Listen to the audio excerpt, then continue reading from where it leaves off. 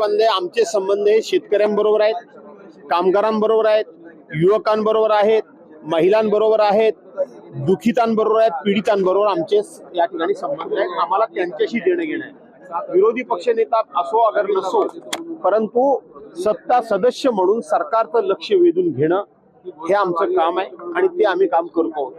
आपण जे सरकार सांगताय की खाते वाटप झालं नाही, या महाराष्ट्रामध्ये एक अनोखा विक्रम झालेला आहे. एकूण 42 मंत्री या महाराष्ट्र सरकारमध्ये शपथ घेतलेले आहेत. त्यातले एकटेच घटनात्मक दृष्ट्या मुख्यमंत्री सोडले तर उपमुख्यमंत्री पद सुद्धा घटनात्मक नाहीये.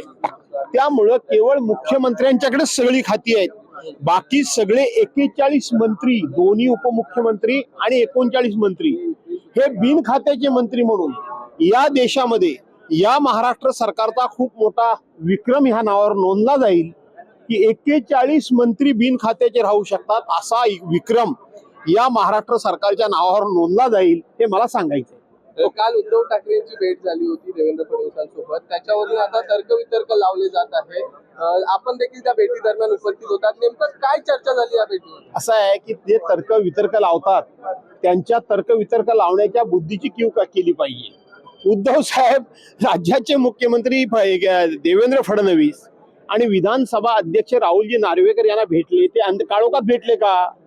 ते लपून छपून भेटले का? ते कुठेतरी वेषांतर करून भेटले का?